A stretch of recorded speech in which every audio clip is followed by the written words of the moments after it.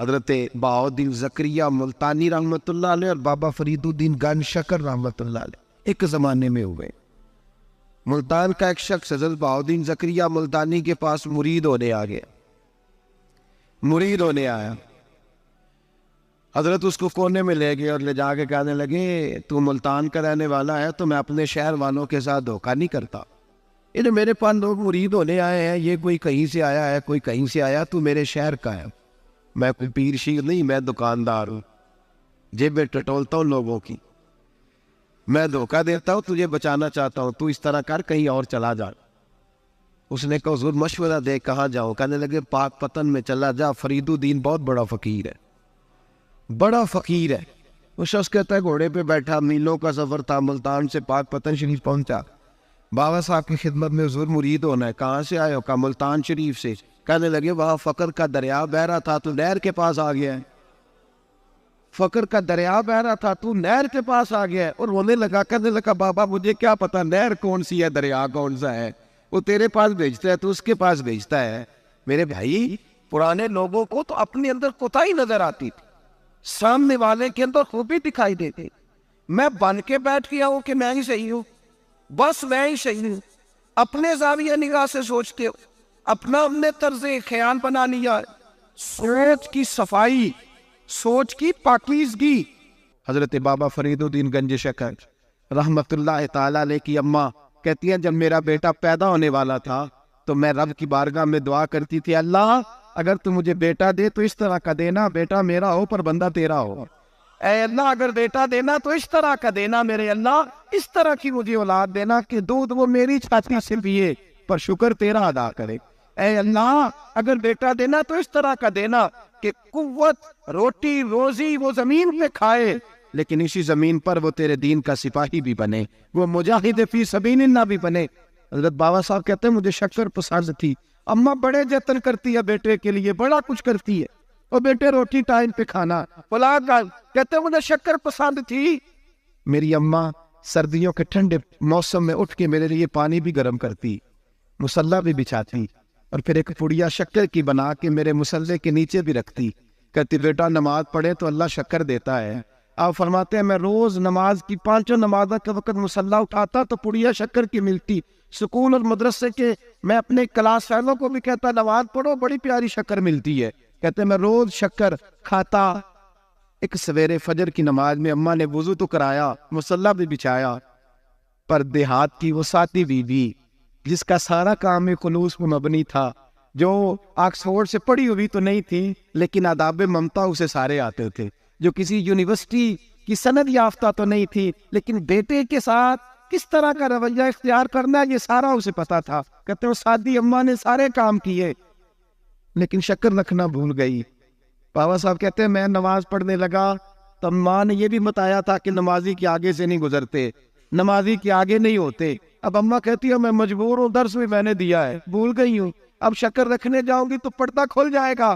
ایک کونے میں لگ کے ماں روئی، بیٹے کی شفا کے لیے نہیں، بیٹے کی نوکری کے لیے نہیں، بیٹے کے اچھے مستقبل کے لیے نہیں، ماں روئی آنسو بہے تو کہتی کیا ہے، اے اللہ میں اسے اپنے آگے جھکانے کو جتن تھوڑی کرتی تھی، تیرا بنانے کے جتن کرتی تھی، اے اللہ مہربانی فرما میری پردے داری کر، اگر راز کھل گیا تو میرا فرید نماز نہ چھوڑ جائے۔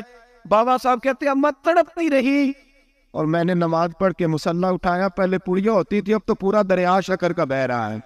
فرماتے ہیں میں نے وہ اٹھائی شکر کھائی اور میں نے چیخ کے کہا اماں جلدی آج بڑی لذیذ ہے، آج شکر کوئی انوکھی ہے، اور آج تو کمال شکر دی ہے میرے اللہ نے، ایک پڑیا کی جگہ پورا دریا بہ رہا ہے۔ بابا صاحب رحمت اللہ علیہ فرماتے ہیں میری اماں آئی اور میری اماں نے بازو کھولے تو ماں کی ممتا ہی بتاتی ہے کہ اللہ کی رحمت کس طرح کی ہوتی ہے۔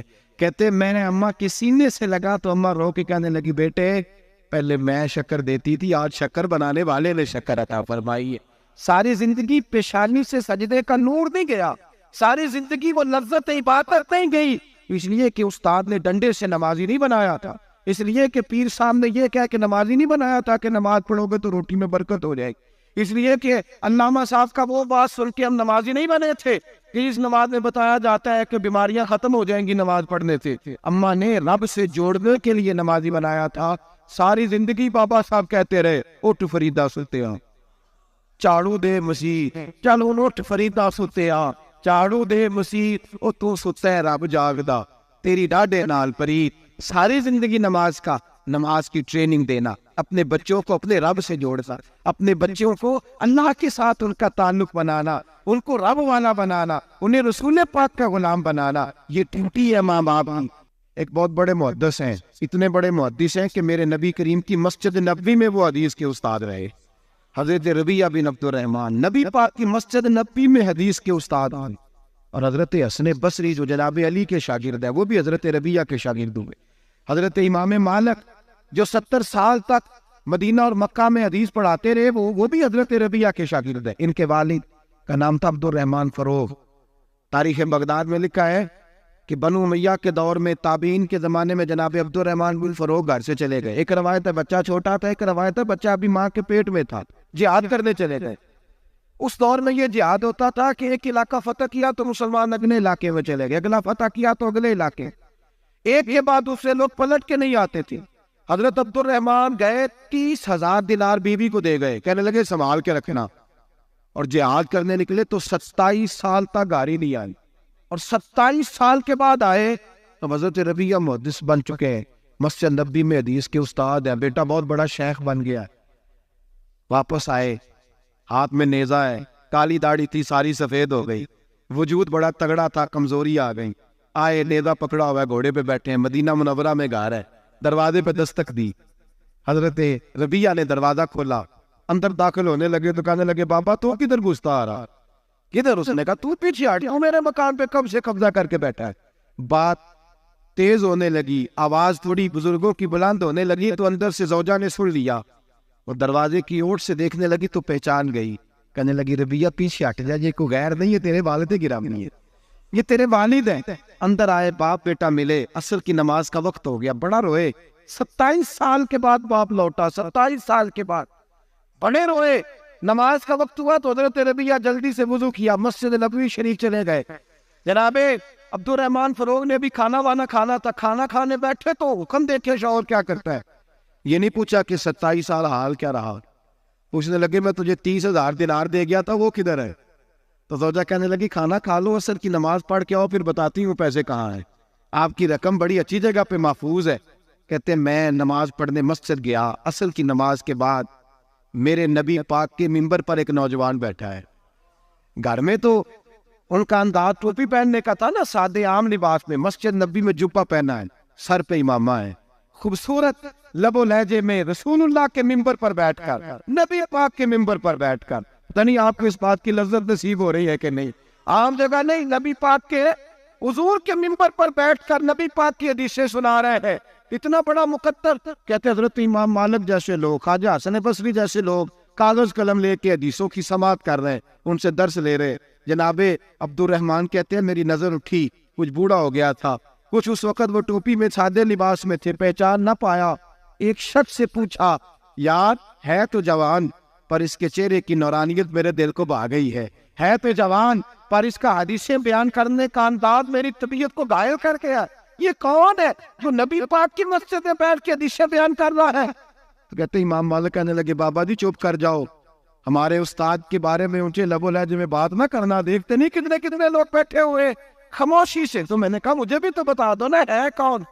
تو کہنے لگے کوئی عبد الرحمن فروغ نام کے بزرگ ہے, یہ ان کے بیٹے ہیں, ربیعہ نام ہے.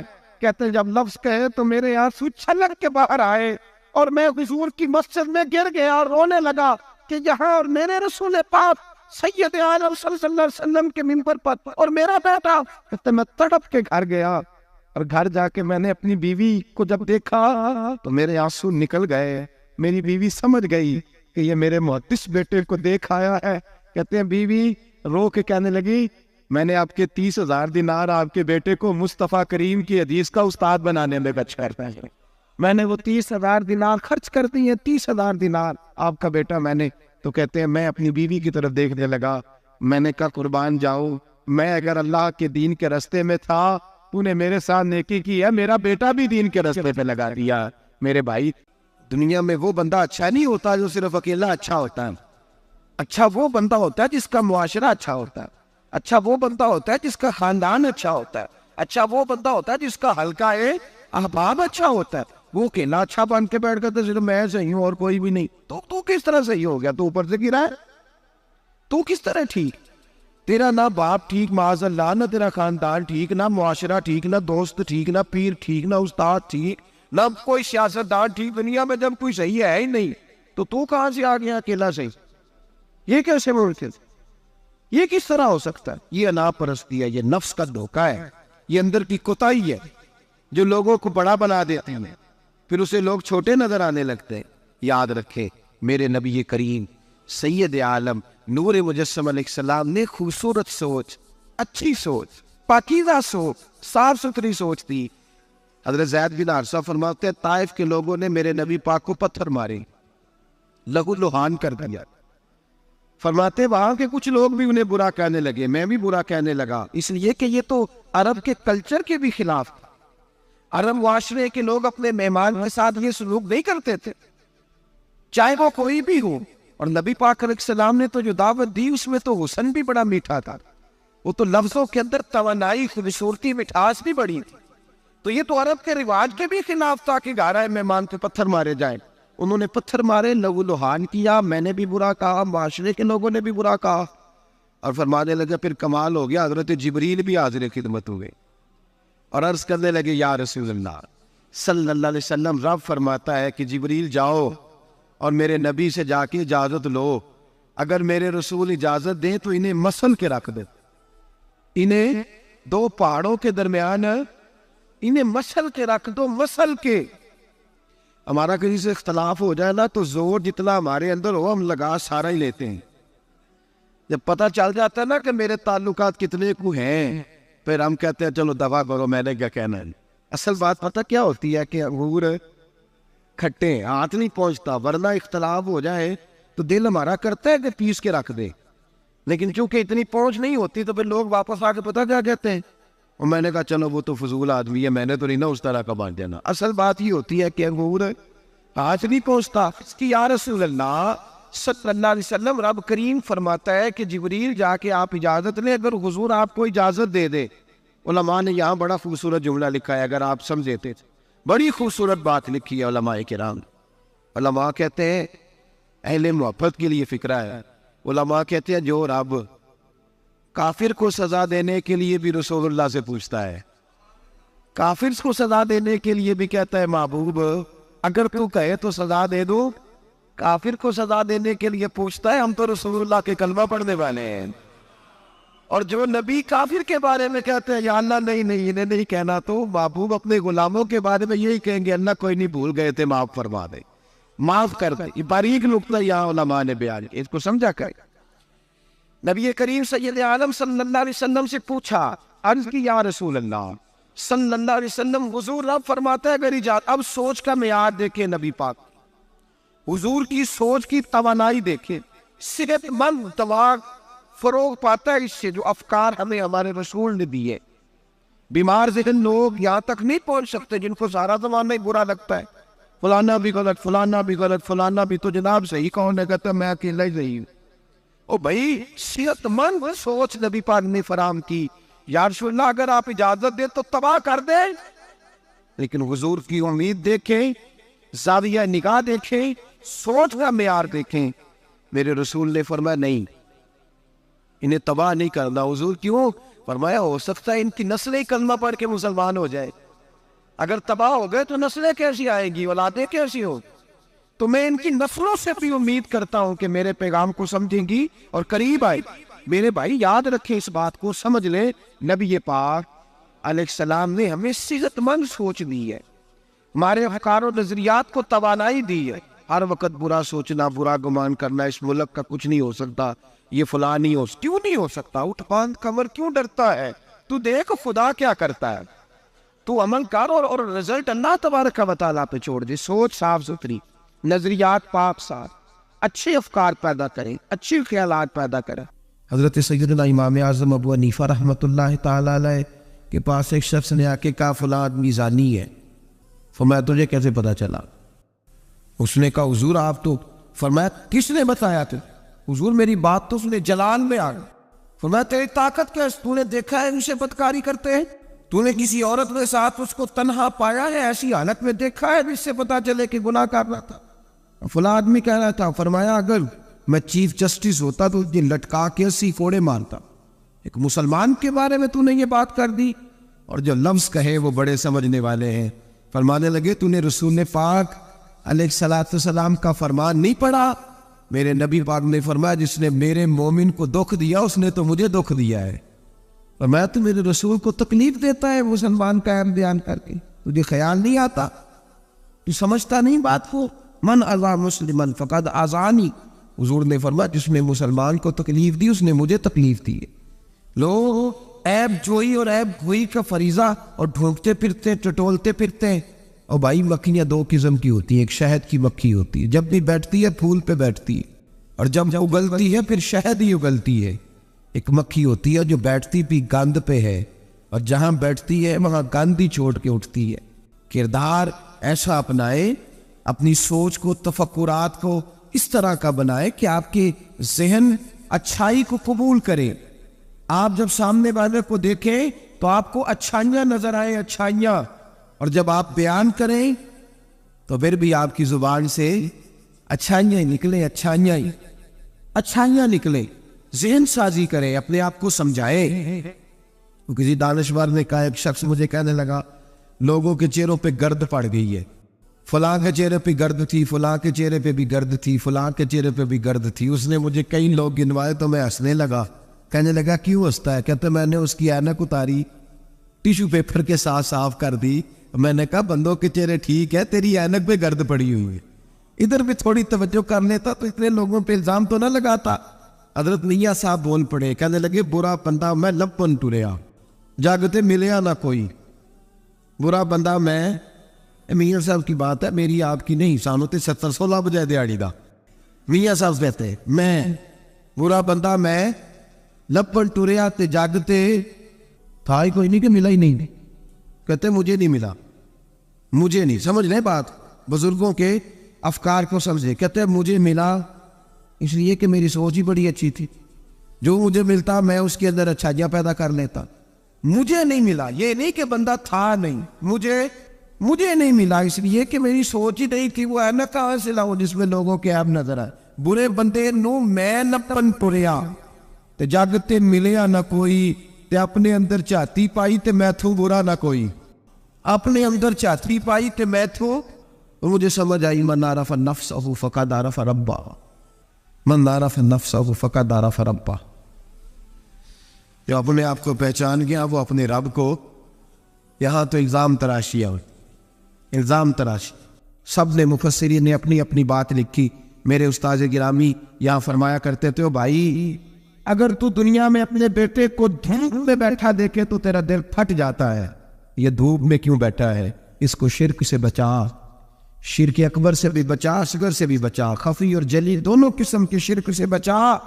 دنیا میں تیرا بیٹا دھوپ میں ہو تجھ سے برداشت نہیں ہوتا، بتا اگر تیرا بیٹا جہنم میں گیا تو تجھے کیسے برداشت ہوگا؟ آگ میں جلتا ہوا تجھے. اسے اللہ سے جوڑ دے، اسے رسول اللہ صلی اللہ علیہ وسلم کا غلام بنا دے. میرے نبی کریم سید عالم صلی اللہ علیہ وسلم نے فرمایا جب تیرا بیٹا 7 سال کا ہو جائے تو اسے مسجد لے کے جا، 3 سال تک لے کے جا مسجد. 10 سال کا نماز نہ پڑھے تو سزا دے. 3 سال تک خود اپنے ہاتھوں سے ٹریننگ دے، اسے مسجد لے جا، آداب مسجد بتا، اسے نماز سکھا. تو خود لے کر کے جا، بھیجنے کا نہیں کہا. فرمایا جب بچہ 7 سال کا ہو جائے تو اسے مسجد، بڑی محنت کرتے ہیں ہم بیٹے کو بنگلہ دینے کے لیے، بینک بیلنس دینے کے لیے، دن رات ایک کر دیتے ہیں. خدا را سے نمازی پر بنانے کی بھی محنت کرو.